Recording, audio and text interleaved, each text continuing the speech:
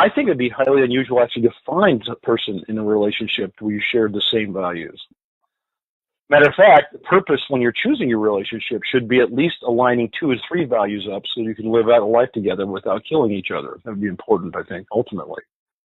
So if you find yourself discovering your values, and they define themselves discovering their values, and then you discover that you don't have values that tend to coincide, then what you'll need to do is you work with a lot of communication so that they can realize their values and therefore realize their life and have joy, and you can realize your values and you can realize your life and have joy.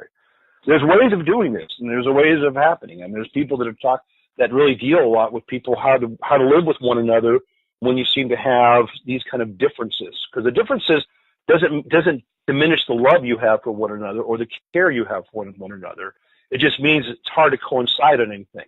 My belief is that if you get creative enough with the values, you can find out places where they dovetail or where they overlap, and then you can both be in a particular experience and create value in that experience.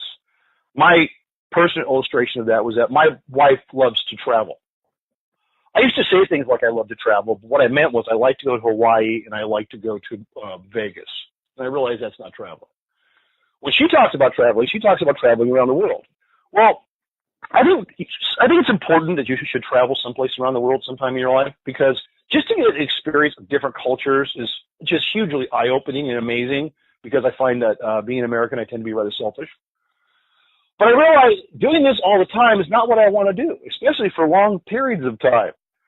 It makes it problematic because I don't like to be away from my home that much. I like to be in my little room. I like to read my books. I like to be a part of things. And so what I found myself sometimes being in resistance to her start planning travel arrangements. And so what I had to look at, all right, I got to figure out how does this dovetail over, because I don't want to try to destroy one of the very things that she loves to do.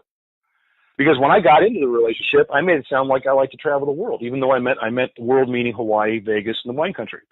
So what I found that dovetailed over it for me personally was that the conversations that we have while traveling the world is significant for a value system, one of my values.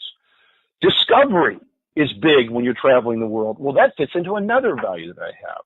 In other words, becoming more intelligent or having wisdom and these kind of things. And so I found out how can traveling the world, even though it's one of the more annoying things that I can do as a human being, how can it be also one of the most positive things that I can do as a human being? That took myself actually looking at it and making it happen. She, to this day, still does not know that I do not like to travel the world like she does. So my suggestion, one, you can end the relationship. People do that.